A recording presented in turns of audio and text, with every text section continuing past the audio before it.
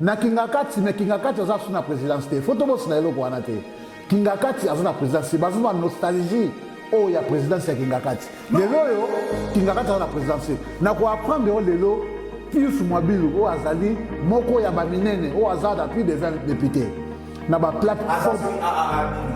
plateforme politique na mike ya cela qui aujourd'hui il se retrouve na plus de 20 députés déjà hier azali libanda ya FCC nous on est allé kaka ba clause principale zali ko batela Kabila na nkita o ya na Congo moi te to pesa bato na raison comment chef d'État a se réveiller 2 ans après à l'obake ba grande ligne ils ont respecté. Ngai na comprendre le discours ya chef de l'État na moni qu'il y a un espoir. Il y a un espoir ce qui a accueilli na moni ndenge nga na comprendre yango. Mais désespoir au coma ce qui a souki na on nzela. Bon ndeko kozaba yo quand langage clair chef de l'État lobi que na kabwani na libala o na sala na Joseph Kabila. Parce que libala wana biso pense to yebi kezaki leader représentatif. Tu as dit que y a une fois l'imbola parce que ça acte n'est personnel, ils ont dialogue, ils ont un cahier des charges, ba condition. Ils ont comprendre l'idée représentative en le rôle à boni. Ba nani. Pour nous celui qui a libala, celui qui a matata, celui qui a la bisu balé to yokana. Mais celui qui a le rôle est pas na yo. Na rien que vous na batu ba linga libala na ngate, c'est que na za suna yote. Mécanisme ni ego salama. Est-ce que parce que jusque là il faut préciser ici que tout repose sur Pépé Ilunkamba. Parce que ce qui a démissionné, le président de la République a un moyen jusque-là ou a rechangé majorité. Qui est le vrai répond Nangonaye Premio, Ote Konganga, Olorabazemi Baki, c'est un litomba. Merci Seigneur.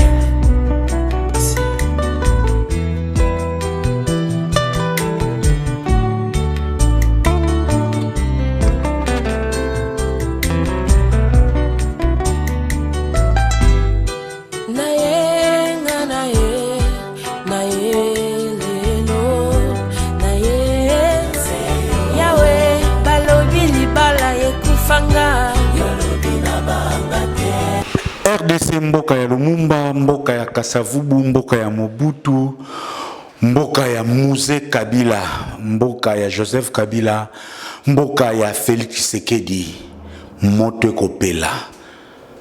Moto pela parce qu'il y a une crise politique en RDC.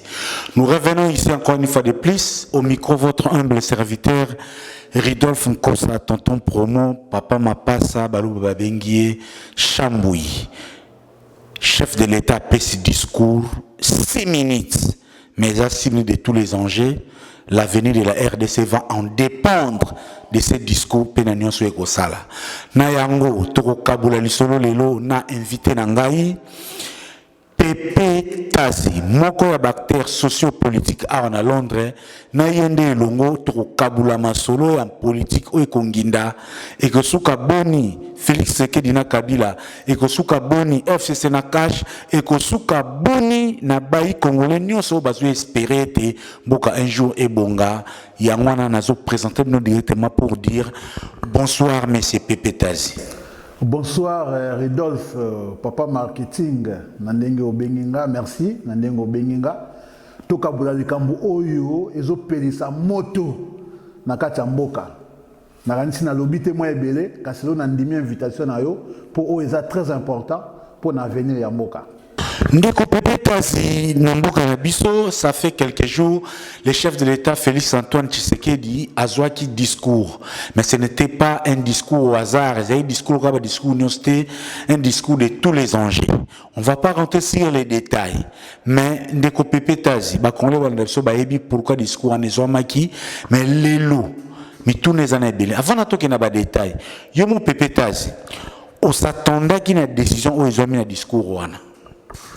Bon, merci Mingi. Vraiment, Nazali Ndengolobi, moko ya bactère politique, Yamboka, PA surtout à Londres. Et ça fait d'ailleurs un temps, dans l'équipe de la télévision T, parce que na fanda ge moi moké après ba déception, option stoye bi seulement la élection na biso en 2018, on a za équipe partie prenante. Mais balobi likambo ya mabele za ya mabele, likambo ya mboka za ya mboka. Ce qui mboka za ko pela moto biso nyonso tosengeli totelema totia mayele mpe toluka ndenge tokobongisa makambo yango wana nazwaki temps ya kolanda discours wana mpo na nga mpe na analyse yango na ndenge oyo ngai na comprendre yango mpe nakanisi lolenge nga na comprendre yango eza peut-être lolenge oyo chef de l'état akaniselaki yango mpe mpona limbola so bayiki ebele bandeki kozela tantôt dissolution tantôt barevoke premier ministre yo na décision oyo ezwaki ya baconsulté osatandaki na genre en décision wana obi ozalaki surpris. Bon, nazalaki surpris te parce que tu vois nga nazali quand même acteur politique nazali moko ya ba intellectuel pe ya mboka na mikumisi kasi ezali bongo parce que nakendaki kelasi nazosala mosala oyo bandeko misusu baza kosala kuna même si activement naza na esika na mboka nanu te mais toza kosala bango presque mosala moko. Alors chef de l'état azali chef de l'état. Chef de l'état a agisaka na ba selon ba sentiment na été selon ba émotion te. C'est-à-dire que chef de l'état a dans langage où il s'engage à tenir liboso ya batu où il a peut-être langage ngai na ko tenir te. Nga na ko za direct na langage nanga mais ce que zali mokonzi ya mboka oza pe na langage où il s'engage à tenir. Alors discours wana na yebi ba mboka parce que na solaka na bandeko awa na solaka tango nyoso bandeko baza na Congo na yebi oyo ba mboka bandaye kozela bandaye kozaba yo ka langage clair chef de l'état lobi que na kabwani na libala o na sala na Joseph Kabila vraiment parce que libala wana biso banso to yebi kezaki ya mabe peut-être au début chef de l'état yebaki te kezا mabe ndenga sanganaki na bango kasi ko réaliser que eza mabe parce que depuis Babandaki, Bazako travaillait comme un partenaire réalité, parce que Bazako travaillait comme un ennemi. Nous sommes au Yaya Koluka Malamu, pour na Baimboka, Bango Bazako tia ba pot de banane, ba pot soya bitabe, pour y salamate. Na yango chef de l'état tanga lobby, speech na yeto, message na yeto, zaï kaka 5 minutes, a utilisé le langage mo na zobe, le langage mo codé. Oyo pour comprendre yango, il faut une maturité politique. Il faut une maturité à compréhension. Et c'est vrai qu'il est français, bien sûr, mais en français, oyo, tu comprendras facilement kaka boete. Il y a un moment où il y a un mingi, sami. Parce que bon, c'est là qui bayoka clairement, chef d'État le banabamo que ngai na FCC to cash na FCC to kabwani, ngai na Kabila ou azako représenter FCC to kabwani. Il y a un moment où bazako le bamo ebele kasi na kati ya discours ya chef de l'état eloko wana ezali ndeko pepetazi ngai no to le discours wana est-ce que les autres koloba après discours wana le divorce est consommé ou tout ça en plein démarche ya divorce FCC cash topé Félix Tshisekedi na Joseph Kabila. Bon nakoyi koloba te que divorce est consommé sikoyo parce que c'est un processus mais déjà koyoka chef de l'état makambo oya lobby makambo oya lobby que ba divergence eza ebele bandaki kosala entre ye na ba partenaire na ye koyoka chef d'état lobby que il faut akutana na ba leader politique nyonso ya mboka sans exception bao bazali représentative akutana na bango pe basala union sacrée de la République, pas union sacrée du pouvoir ou union sacrée de l'opposition, mais union sacrée de la République. Et ça dit que parce que chef de l'État a en coalition dans la FCC. Et ça dit union sacrée de la République. Pourtant, on a en coalition dans la FCC. Ce qu'on a dans le gouvernement, il y a Kamamboka, et ça dit la bipolarité entre Kash na FCC bandeko basusu bazate et tant on nyonso ndeko rappeler biso que bazo continuer bazo travailler malamu na bandeko ya FCC kasi siko tanga lobi que akende ko kuta na ba leader politique nyonso ya mboka pona ba pesa ye makanisi bongo na sima ya ko yebisa biso pe ya kozwa ba décision oyo esengeli pona mboka pour que basa la refondation ou réformation du gouvernement ya union sacrée ya République et la kisima ka boebele. Pour nous, ceux qui sont libala, ceux qui sont matata et ceux qui sont la biso balé to yokana. Mais ceux qui sont na longo et pas na yo, na rien que na bato balinga libala na ngate, c'est que naza suna yote. Vraiment quand on le montre au côté vraiment kalaté na détail ya ba contenu ya chef de l'État, notamment sur la consultation, parce que yango dependa eza maman na likambo. Mais pour tout ndeka tozoko brosser na nous contourner ce discours wana ndeko pepetazi yo zaka na Londres. Aweza ba vieille démocratie. Tout mona awa na 2010 coalition ba conservatif na ba libéraux. Coalition nyonso et vandaka d'abord autour ya programme, non autour ya ba principe. Est-ce que les lots, 2 ans après, chef de l'État, les razones qui ont qualité, la diplomatie, la territoriale, la sécurité, l'état de droit, la CENI, avant bango bachamo koloto na boyokani ya bango. Est-ce que bayokani na bakonzi ba kotambu samboka te na ba grande ligne te? Au moins te que bayo ya lamuka le bazokolo bake deal wana ezala kaka ba close prespe ayi ko battre la Kabila nankita o ya juna Congo. Moi te topé ça bato na raison. Comment chef de l'État a se réveiller 2 ans après alobake ba grande ligne eza respecté. Est-ce que cela ka yango avant pena Félix Yazwa pouvoir. Nazali penza bien placé pour na loba sur la grande ligne oyo bango bayokanaka na deal na bango baslaki na FCC parce que na pesi couleur politique nanga penza te kasi na lobi ete nazali parmi ba dessus oyo ya élection islamaka na 2018. C'est-à-dire que ngai nazali parmi bato oyo ba sepelaka ata mokete na coalition oyo ndeko na biso Fati asalaki na bande kwa FCC parce que ndeko na biso Fati tozalaki ensemble tozako luka tolongola bandeko o balingi mboka te bandeko o babomi mboka bandeko o bakufesi bato nzala bandeko o bazoboma bato na maladi hôpital ya Malonga ezali te kasi ye andimaki asangana na bango mpo na batravaille na bango elongo toyebisaka ete eloko moka Malonga ekobima na lisango bosali eza te Comme toujours ba prophète de malheur.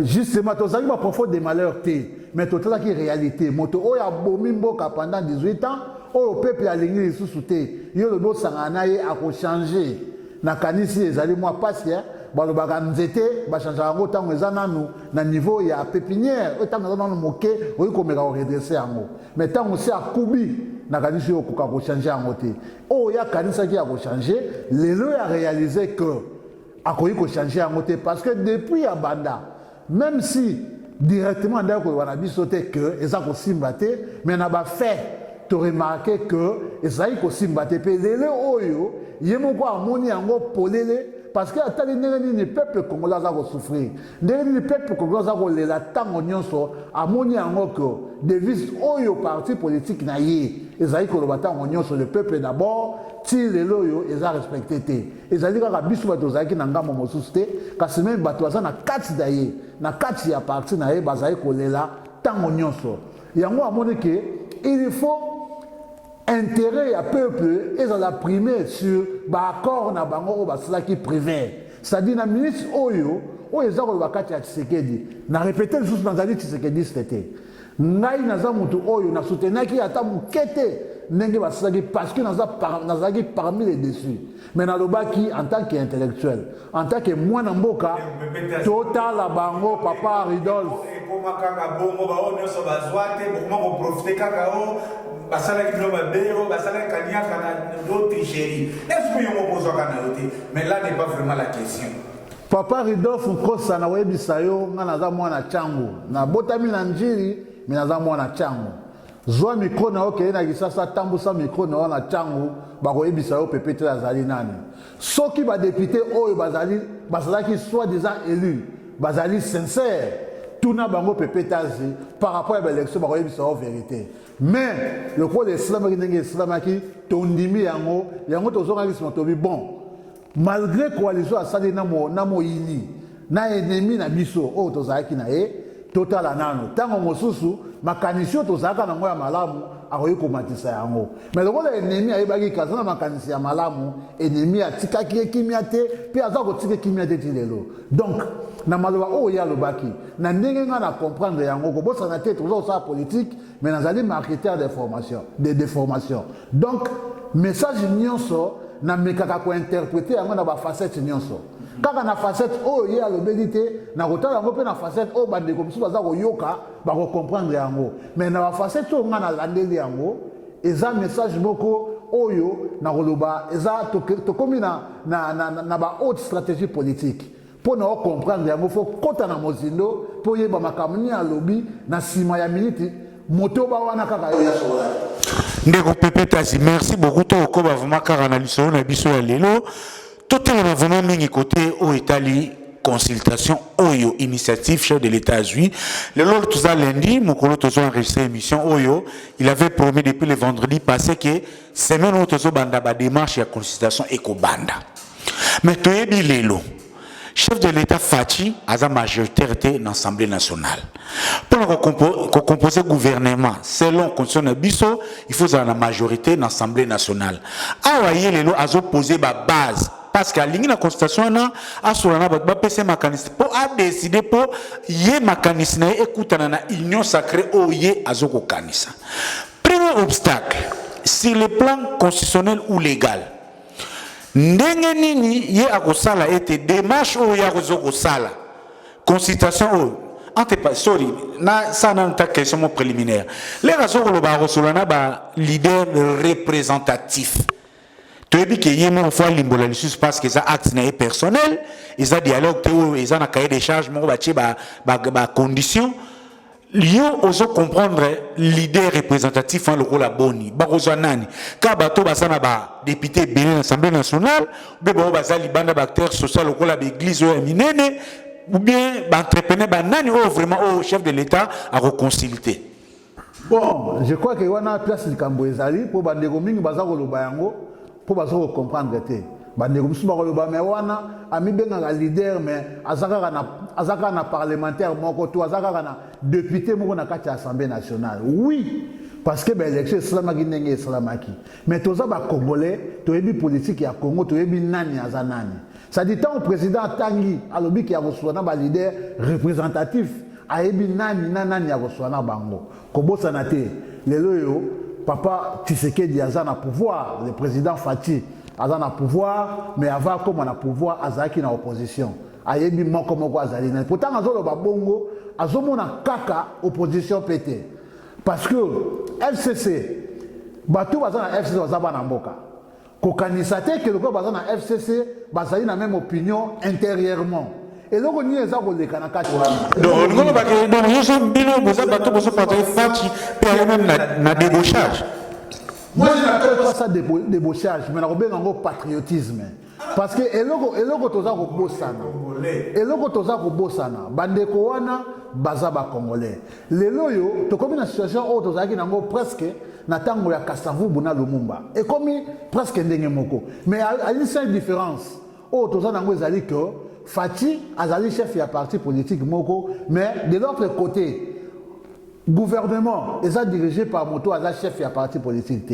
Mais gouvernement peut parlement bazali majoritaire, bazola na mode d'ordre ya autorité morale na bango. Ça et l'autre chose on aurait dit, hein, je ne veux pas confirmer yango na utilisé conditionnel. On aurait même dit que ba signa c'est pas moi ba décharge to déclaration que Moutoumwa désobéir dans ordre ya autorité morale. Mais les autres groupes n'ont pas mboka. Parce que c'est vrai, FCC va le barapé, bisous aux apôtres à peuple, tous les autres apôtres à peuple. Les autres vont défendre des constitutions ma casse. Bazan a raison de défendre la constitution. Mais la constitution a kaka soko landi nenge batamboli na mboka banda bazwa ki pouvoir batambola ki na nenge ya constitution te. Mais les bazwa défendre dango. Tobo yango te. Consultation wana ba leader politique représentatif wana ezaka ka ya opposition te. Même na kati ya FCC bandeko bazwa ko mona que ça ne marche pas. Le pays doit marcher, le peuple doit vivre. Et il faut que ce peuple où est bazana kachiwana. Bazo banga lelo le mususu, bazai ko banga, mais lelo soki chef de l'État a approché moko conscience ya liboso, population balingaka na sima, je crois que va donner ko changer. Mais au PP c'est tout à la réaliste toi na politique. Na si yonanga pena bando bazo na biso bazo observer jusque là silence il y a quand FCC parce que bayebi bon baza assis sur les institutions parce que au kokite ko gouverner na état de droit tout en respectant la constitution au sein les locaux ils ont en marge il y a ordre institutionnel où ils ont en place Tout que na fiction moko, tout na jeu d'esprit, voyageons un peu dans le temps. Chef de l'État a bengi baï politique, a bengi ba couche nyonso. Tu veux que l'aime soit zo compter na parlement kuna na ba bemba Moïse Katumbi na baati. Bango lens bo sa bote mais na bango nyonso ato baksina cash ba kokokisa kaka majorité té. So bokei bo tutani. Fayu lukuta zaka na député moko.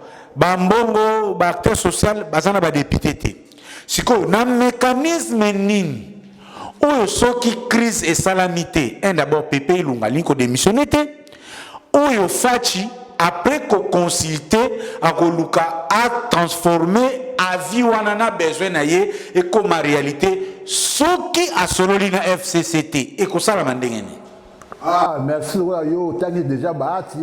Je crois que Bahati ça parmi ba grand na kati ya FCC o ezali kaka regroupement politique et salama pona non comment ça n'a été FCC ezali juridiquement cité FCC ezali regroupement politique et salama juste pour na oui oui ba ya quitté mais lelo yo tant ba yete za pona ni na lobaki na yo tant mosusu a liboso que bande ko mingi ya FCC makambo mosusu basalaka so okenda ndako otuni eza makambo azokanisa te kasi parce que baza na kobanga ya autorité morale na bango soki babengi bakei kokutana na mais soki ekomi pomoni kobosana te na politique nyonso echangeaka air nyonso yango balobaka dynamisme ya politique et puis peut-être na langage ya mabe balobaki non mbisi alandaka nzela esika ndenge mai eza kotyola ngai na koloba yango mai eza kotyola sadi direction ya malamu ezokende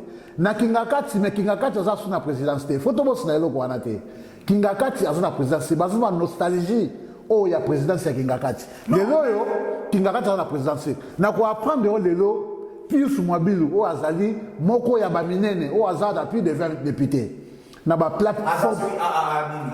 plateforme politique na mike ya salaki aujourd'hui il se retrouve na plus de 20 députés déjà yé azali libanda ya FCC et na kati na bango tozo bandeko misusu o bazaki na opposition bazaki débauché bakena na ngambo mosusu mais lelo yo na mo ezoleka na mboka par rapport au peuple parce que mon tutoie l'ingara s'est racheté mais bamsou bazangi ndenge ni bako s'est racheté ça c'est une occasion le chef de l'État devant tout le monde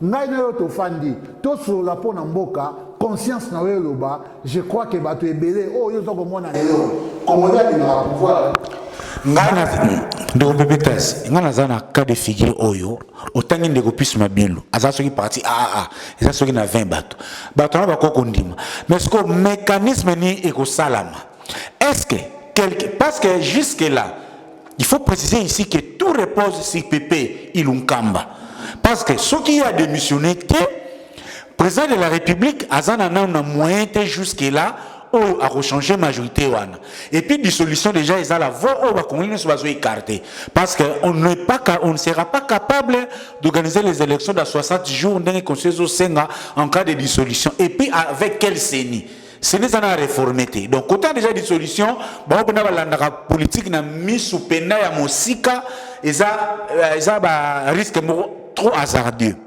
na zaka nesika pour limba sur question na ngai batona bandimi na informel président azui ba avis à bato ce que pour échanger jamais na kati ya institution pour Pépé a démissionné ce que chef de l'État a reçu ordonnance à l'ongolaye ou bien pour créer motion ya lukuta et si vous yokana ki kuna la ba roya na Assemblée nationale vous savez déjà j'ai nazo ngana ko mona cas de figure wana te s'il est pas institutionnel parce que il faut pas l'oublier jusque là FCC azo s'accrocher na semblant il y a respect à la constitution parce que bon consolider toujours majorité na bango et que les gars ni pena pour na éviter chef de l'État a révoqué premier ministre ce qui a démissionné te bosuka wapi bon je crois que nous sommes dans la politique dans la partie politique na kanisi oyo za ko salama ezanga esami na mboka esami na mboka ebele pe na Congo d'ailleurs esalami mbala ebele depuis na tango na Mobutu ti to komi lelo yo tango ce qui crise politique est combien intense et combien makasi na kati ya mboka et comme tango ke ba résolution politique ezwaka esika ya constitution to bongisa na ndenge ya biso ba politique Et bongo, tokota la constitution. Tosali yango mbala ebele, Mobutu asalaki yango dans la consultation, asalaki majoritaire parce que Erwana avec un père, il est mon candidat, commissaire d'État naïe, mais à qui n'a peuple pour asseoir na peuple. Même si après conférence nationale, à passer de premier ministre en premier ministre, oh basaki na obédience politique na yété, même si batouana ba décevant qui m'a moqué mais azwa qui bango dans opposition, c'est-à-dire que ça va y perdre des raisons, fait que ça comme des dictateurs, alors à comment l'année en marge il y a ordre décisionnel. Félix Tshisekedi pour na kopesa ye ba makambo ebele te ezali dictature te na tango oyo toza nango, mais azali garant de la nation. Azali garant de la nation, ndako tango za kopela moto, il faut papa ou aza papa ya ndako aluka solution. Et solution va luka rango kaka na bana oyo lingaka mingi te, mais faut luka ngo na bana nyonso baza na kati ya ndako. Surtout dans na Congo yango. Félix en tant que garant de la nation, je ne vais pas entrer dans le débat de constitutionnalité, mais na yebi, en tout cas na yebi, na ndenge na vandi ezala na mboka oyo, ezala ba mboka misusu, to na mboka na biso, tango crise ekoyi makasi na mboka, ba lukaka ba solution moko politique. La solution politique est sera que motonio soit vanda. Tant que le motonio soit Félix a l'obité que a reçu la bande de opposition. Non, a reçu la bande de nyonso baduka solution. Et na masolo wana ce qui a au senga parce que tant que solida mutu moko a solida bande de copé à FCC bande de bazali na ba représentant na kati ya parlement na biso. Et koki kotinda na obité que kotinda mais koki kotinda na zo utiliser toujours conditionnel parce que ça makanisi nanga et ça makanisi direct qui est chef de l'état et koki kotinda président akomana kopona informateur moko akota na parlement pour pas dégager une nouvelle majorité parlementaire. Ça m'a préoccupé. Et si ça arrivait et je sais que na Congo est ça possible.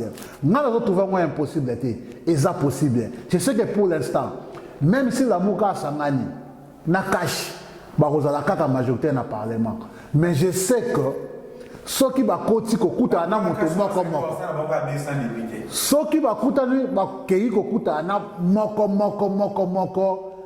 parce que moto ça roloba na ndenge to na linga na biso makasi na ndenge en kuku ayebi que autorité morale azalete ngana zoloba na mokonzi ya mboka c'est-à-dire que nazotala pe avenir politique nanga décision na ngai ezotala kaka ngai moko na sikoyo te ezotala kaka intérêt na ngate mais peuple oyo biso to lobaka toujours que bango nde batindaki biso bango nde baza nsima na biso bango nde il faut basalela bazotala pour na ministre oyo Congo de to azozela président asolola na moto nyonso mpe aya kopesa makambo nini oyo asololi mpe décision nini ye azwi oyo ezali na intérêt ya peuple pour jusque là nyonso ezosalama eza plus intérêt personnel. Et moi je suis convaincu, à moins que le président a une démarche na tina soukate, mais moi je suis convaincu, ce qui président Lelo a coûté un bail politique, même au Bazali dans la FCC, bandeko ebele bakozonga, pe comprendre que bazonga pour la mort. Il y a au sein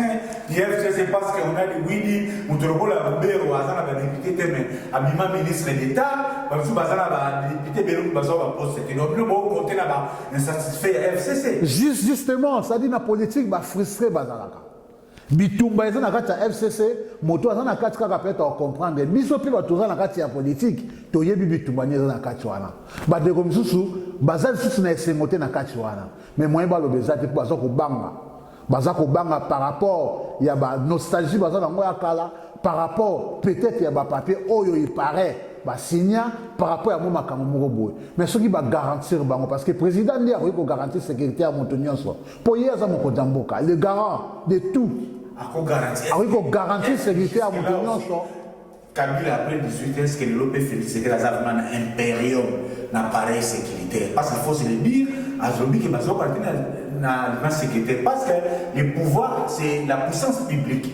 Les autres qui est point de vue nuance, des actes contradictoires. Est-ce que Félix Tshisekedi a même mise d'appareil sécuritaire? Je pense que pour les lois, comme on a discours où il y a salé, il s'est préparé pour ça. Parce que oh tout le monde a lelo et ça résultat makambo ebele depuis abandaki qui beaucoup dinaye tito comme lelo ngai lelo yo na bisayo de corridor Nkosa ngai lelo na lobby na lobaraté naza pe partisan ya IDPST naza membre IDPST naza pe na kati ya makambo ya IDPST to cash lelo yo c'est vrai naza na ba relation misusu na kati ya cash oyo ndenge totambolaki na nzela mais je suis du côté de la population ce que on a lobby parce que na manière oyo ngai na comprendre le discours ya chef de l'État na moni qu'il y a un espoir il y a un espoir soki akei nango ndenge nga na comprendre yango mais des espoirs au coma soki asuki nango na nzela to peut-être ça écrit un message pour faire plaisir na biso ba to comprendre pour ba te ba comprendre en côté soki ça écrit un message pour biso to comprendre nango to za na moi plaisir wana mabe mais soki kenango na ndenge wana je pense pas que même opposant oyo asengaka toujours vérité des urnes que je salue en passant Martin Fayulu, je ne pense pas que sur la logique, même Martin Fayulu a repêché mon Congo. Parce que tout ça, bandeko na politique, les autres gros ennemi, mais ceux qui sont au moins parce que tout ça par rapport à l'objectif na biso, Toroyokana. Pour l'intérêt en Boka Toroyokana. Et moi je crois que Nakata FCC, bandeko wana, ba vivara na monde mususu tu va vivara na monde au bisu tu dois vivre. Ba mona ba congolais ba zo mona ndenge ni mboka za kotambola soki ba bengi conscience na moi ki ba za ba congolais te soki ba faire appel na conscience na bango ya moko individuellement je crois que ba rozonga sima pe makambe ko changer. Merci beaucoup ndeko Pepe Tazi na zone onde na toujours kabula on a pourquoi lelo mais tout raisonner parce que toujours ça la projection face à l'ex-consultation, tout supposé que les Bobaye, les Bimi, parce que le Cameroun et PC a une décision. On est en politique. Qui dit consultation à Kolokabatou, si bas à Kolokawana, arrangement et les soirs. Est-ce que les lots Félix Tshisekedi a ça crédible dans le respect à l'arrangement? Parce qu'il a été à Genève, il n'a pas respecté. À quel Nairobi? Les locaux qui sont tournés par l'IDPS et ces caméras aux années 2023, voilà comment le susciter. Akeina Kabila, Naibani Limoa, Aloba, Kabila c'est les partenaires. Boboya, coalition Azandoki. Les lots a changé. Garantie les négociations que Félix Tshisekedi a respecté l'engagement où vous avez issu de la consultation. Bon, je crois que la différence est allée entre Tshisekedi et Bandeko Misusu peut-être. Tshisekedi a allé, moi, Tshisekedi, papa Étienne, de toute ses mémoires, paix à son âme, à la base politique, Moro Boyo et Ayebi. Erreur et Salamaka, mais ici, erreur et Salamaka, tant on y sauté. Tshisekedi a mieux placé pour comprendre l'erreur, ou à cela qui peut-être n'a début. Oyo to monaki to bandeko baza pembe na ba monaki ya moté kasi sikoyo à force ya ko travailler na bandeko ya sangana ki na bango amoni ba erreur na ye et Tshisekedi malamu eza wana eza wapi Tshisekedi azaki na ba opposant nyonso ya Congo na bandeko oyo bandai ko défendre ba intérêt ya mboka justement ya wana FCC bazoba on dirait et comme ce qu'on rappelle des troupes ya opposant kala tant bazaki na Genève il y a eu des plans il y a eu des plannings pour na mboka kasi islam ndenge islamaki parce qu'azaki trompé quelque part et bandeko mingi toyoki yango za yo moko te ndeko Ridolphe Nkosa olobi ke ako respecter bato bazoko douter na crédibilité na ye mais amoni oyo amoni ndenge langage ya bakino balobaka olali balali yo ntango oyo ekomi ke soki ye alali ye nde bakolala ye mpo ayebi yango ke lelo oyo bato oyo abengaki bapartenaire bato oyo asanganaki na bango bakomi koluka ndenge nini bakolongola ye na esika mpo oyo ya bango azonga mpo bazoloba bango ntango nyonso il faut azonga boyebi nani il faut azonga donc Tshisekedi ekomi temps mpo na ye d'abord se racheter epai ya peuple oyo azalaki déçu par rapport ya alliance ye asalaki ya coalition ye asalaki na bandeko ya FCC oyo babomi mboka na ndenge moko moto moko akowanga nango aza te oyo bango moko ata na ndako ntango bavandaka bayebi ke tobomi mboka mais lokola il faut basala effort mpo bacontinue toujours carrière na bango politique balobaka oyo bakoki koloba basepelisa minoko na bango mais lelo soki batelemi lelo balobi ke non peuple atelema po ntango nyonso bazokotanga article 64 peuple a tellement pour soutenir Bango parce que Bango ni le corps là c'est que dia comme dictateur na éviter ce que peuple ni à côté de peuple à côté de Marosala. Justement, vous analysez ce là. Est-ce que dans la prise de position de Kino, vous n'êtes pas en train de créer un nouveau dictateur, Félix Tshisekedi? Moi, je crois que les alliés qui ont créé dictateur T, Yassika, Félix Tshisekedi, non. Mais tous autres, l'année, Tolingi, ma valeur républicaine est zonga. Tolingi, politicien congolais, a ça la pona baïmoka. A ça la pona ba intérêt na émoroté. A ça la pona famille na été, kasi a ça la pona mboka. Mboka etambola Congo eza mboka oyo, et vous voyez qu'au niveau égalité. Bisous aux alliés, tous en a poto. Est-ce que tous en a poto aux en a poto? Tous en a mboka na biso. Poto sala pona mboka na biso, mais tous en a poto. Hier azali pe na poto, les lois en mboka, azoko diriger mboka. Ayebi. Asali berero ya sali. Mais dans le accueilli, je ne suis pas sûr qu'à raison de la berero. Ce qui est à Solina Bandeko, je crois que opposant par l'entremise, il y a Ndeko Nabiso, Martin Fayoulou, Abandé toujours Kolobako, et il faudra tout vendre à tout solo là. Mais Bandeko Mingi pe na Congo, Bandé Koloba toujours, Bino Batu ya Lamuka, et c'est que les bois appuyer Ndeko Nabiso, c'est que les bois Azamo Namboka, Poto Bengana Banguna. Car si vous appuyer été, ce qui cadre mots politique est ça qui créé. Mais de le président a créé cadre politique qui permet de créer Azomasima, Ayoka Bandeko, Ayoka Montonio, Sozana Likanisi Amalamu pour Namboka, pour Natomongisa, Oyezaki Mabe. 2023, 2023 pour l'élection, mais pour Namboka, ce qui est soli Malamu Togobongisa, surtout. On dit constitution, oui, mais dans le moment où tu as la résolution politique, bon, tu as la constitution. C'est bien bon, oui, c'est vrai, Félix Tshisekedi, Azotala, parce qu'il se base maintenant sur les saluts du peuple, Azoluka, la solution pour Aza, Amekako résoudre le problème, il y a des Congolais. Mais, on sait que tout ça, a pouvoir et on est en politique.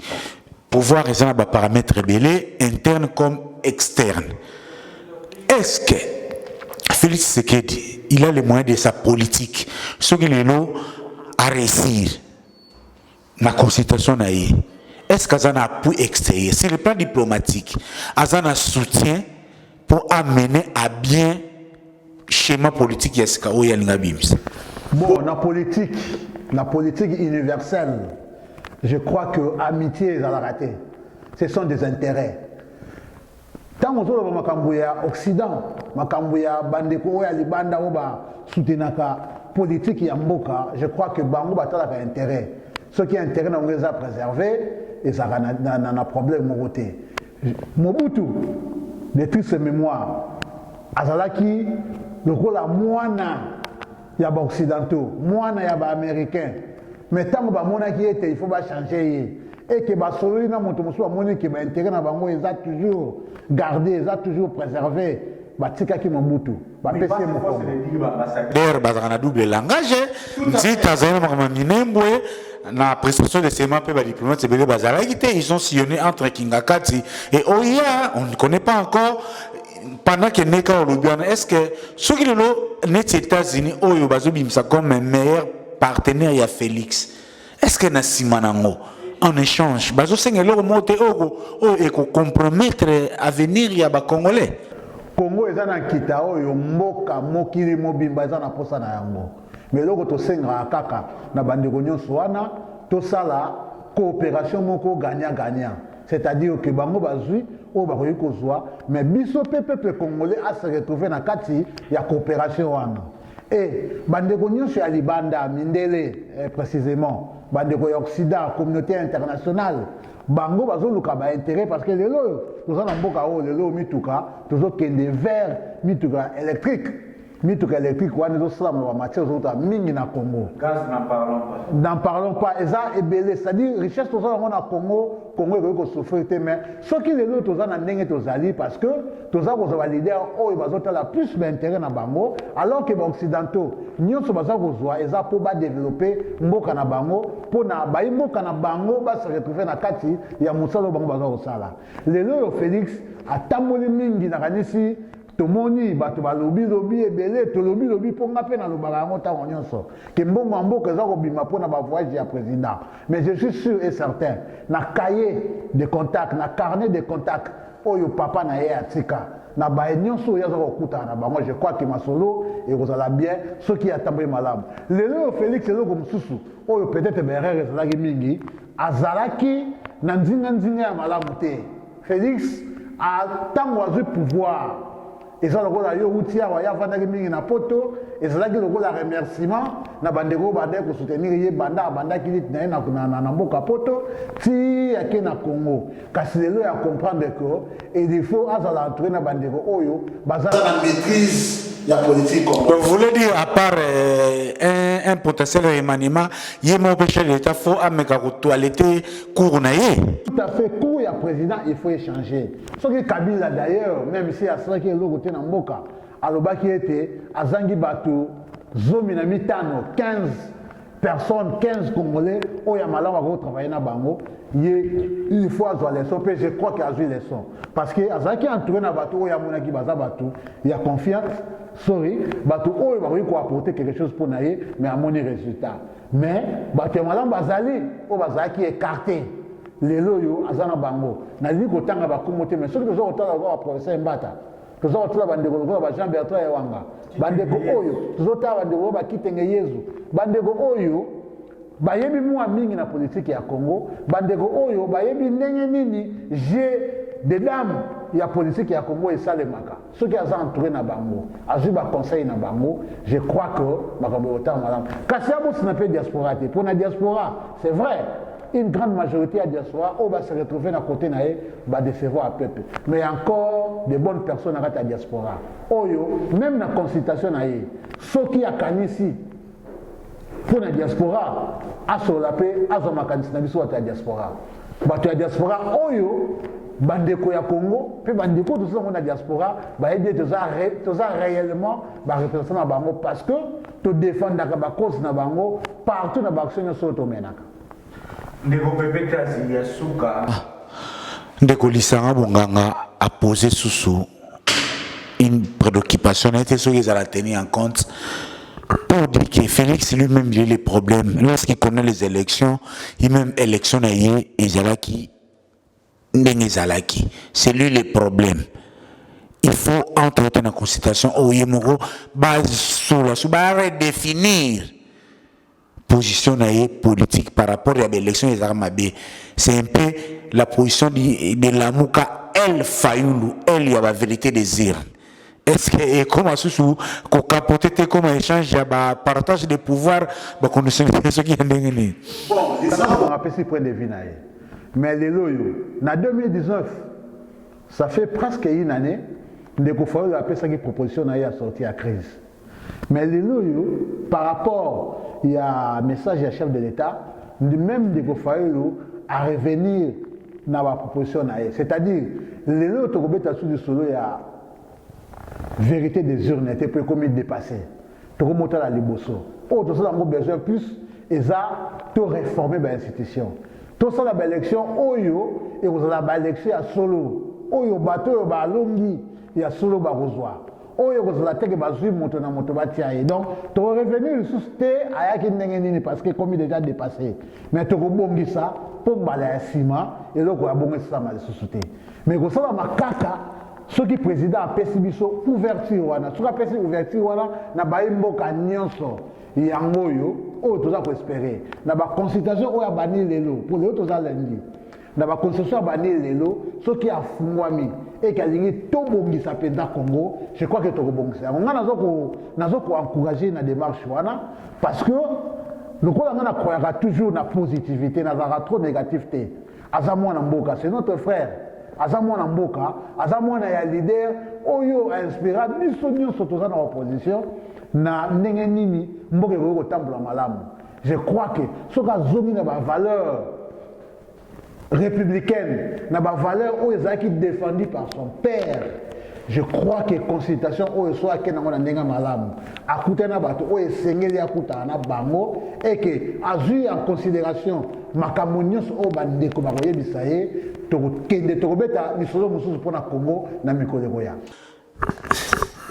Ndeko Pepe Tazi, allais-je dire, to comme une souka émission na biso, un mot de la fin et pour la réunion so to soli awa et surtout pour la émission o toche micro pe tando pour na mongongo ya bana Londres ba linga politique et kama pe partout na mokili. Merci d'abord na remercier yo na nengo benga kinga oza pete mutali boso na sali so émission na ye depuis l'élection à 2018 et na lingi micro na yo etambola pona kosola na bandeko o baza kosola pona mboka et là on a ngoloba kaka je crois que Congo eza ya biso nyonso soki olingi ya na politique yaka na politique pona Congo tolongola makanisi na ye na politique pona somba ndako na ye na politique pona somba motuka parce que motuka ekotikala kasi ngai esengo na ngai ezalaka lobi ata na kufi kombo na nga etikala ndenge ya malamu ntango bakomonaka bana na nga bayebi ke papa na bango alekaki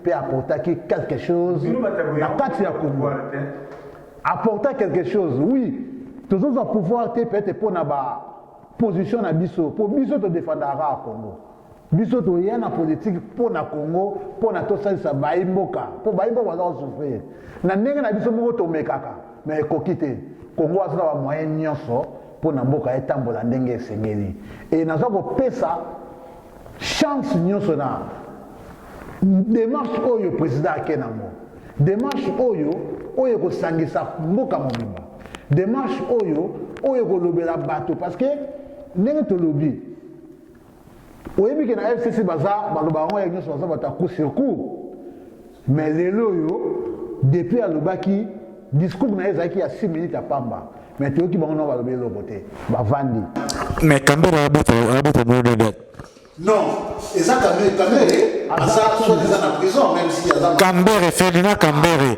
adjoint à Shadari. Avec un top Congo le même azaki na débat na notre vieil wanga l'aide chevronné la politique na biso azaki en débat zo défendre tout cause pour dire que Félix est en dehors du schéma institutionnel ou constitutionnel. Kambere na landa qui est na moni aza trop attaché na constitution c'est très bien. C'est très bien cassé. Ndenge kaka Jean-Bertrand Wangalobaki na ye kolobaka constitution te lelo parce que ezali moto muso azali wana.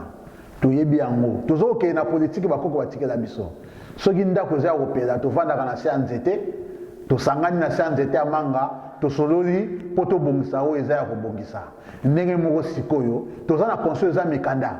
Eza mikanda oyo tokomaki pour na totam samboka constitution na kaka oyo bango na côté na bango ba bongisaki pour na evan sa bango kaka na pouvoir kasi lelo yo constitution to boya yango te parce que yango nde kambaka mboka kasi toza na problème moko très crucial toza na crise moko oyo tozoke na ngo mabe oyo ko même ko pelisa moto na mboka pour na ko bongisa yango constitution toza na yango mais to ke non na ndenge ya politique to solo na bandeko to sangisa bandeko nyonso bongo to kozonga na constitution ce que l'autre lobi to changer moi ba terme monsieur ya constitution eza mabete parce que ça constitution oya mboka suka na moto kozonga na population pe population oyo azali oyo azambo kondi o azali souverain primaire azamo kondi biso nyonso to sala politique akoloba soki toke na ngo malamu to toke na ngo mabe ya kopona oyo ya malamu oyo kotambusa mboka mais pour l'instant totika tata mokonzi akena nzela wa akei nango to soa na ye et puis ngana zo lancer message na nga suka na bandeko baza na FCC bandeko baza na FCC baza ba congolais o baza na souci ya mboka boyoka soki bokoboya koyoka nga seke boza na souci ya mboka te seke boza ba congolais te boye na pouvoir boye na politique pour bozwa mbongo mais soki réellement boza na bandeko o bazali par-ci par-là na Congo bandeko baza ko souffrir bandeko baza ko kufa na este soki réellement boyaki na politique pour na bosala pour na bandeko wana boyeka mokonza mboka bopesa makanisi na bino po tokende na mboka liboso tina ya kokabwana pour na mboka eza te tango ekoma likambo ya intérêt ya mboka même na mboka ya poto tozali opposition na pouvoir basanganaka pour na baluka oyo ezali d'abord na intérêt ya mboka mpe batia pembeni oyo ezali ba intérêt na bango personnel. Donc, Papa Tazi, je vous remercie. J'en profite aussi pour remercier tous les abonnés au Salabso Confiance dans Moussalo Tozoro Sala. Je rappelle, c'était votre émission Les Peuples Vaincra, dans votre chaîne également Les Peuples Vaincra, avec votre humble serviteur Ridolphe Nkosa, tonton Promo, Bakissa, Papa Mapassa, Balouba Babenguié, Chambouyi. Ça n'est fini pour aujourd'hui. Notre démarche est telle que on est à Londres. Londres peut faut ayo qui savoie naïe. Londres oh maman Denise Aleka. Londres oh tokanga bambonga ba politicien belé zalaka na Londres. Londres oh yo mwandanse malobaki âme ya Congo ba bombango awa.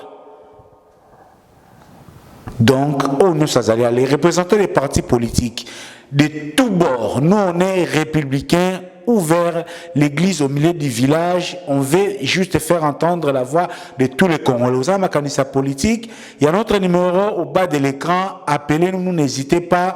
Torobongisapo, Mongon nayo, likanis nayo, et comment est-ce qu'on fait comment, on ne sait jamais. Merci pour aujourd'hui, partagez, commentez, on se voit, bye bye.